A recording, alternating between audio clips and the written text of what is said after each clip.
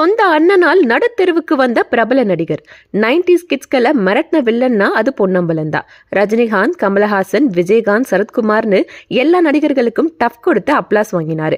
Side stunt ஆர்டிஸ்டா இருந்த அவர் மறைந்த captain Vijayakanth புண்ணியத்தால main வில்லனா வளர்ந்தாரு. அதை தொடர்ந்து லட்சங்கள்ல சம்பளம் வாங்கினாரு. இதை தொடர்ந்து சிறுநீரக பாதிப்பு ஏற்பட்டு நடக்க முடியாம போய் ட்ரீட்மெண்ட் எடுத்து ரெக்கவர் ஆனாரு.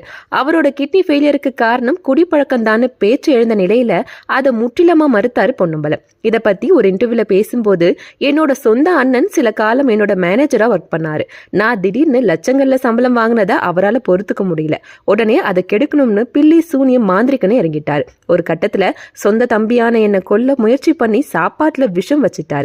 இதனாலதான் எனக்கு உடல்நிலை மோசமாச்சுன்னு வெளிப்படையா பேசினாரு பொன்னம்பலம். மேலும் சொத்தெல்லாம் பறி போய் வாடகை வீட்டுல வறுமையில வாடுறாராம் பொன்னம்பலம்.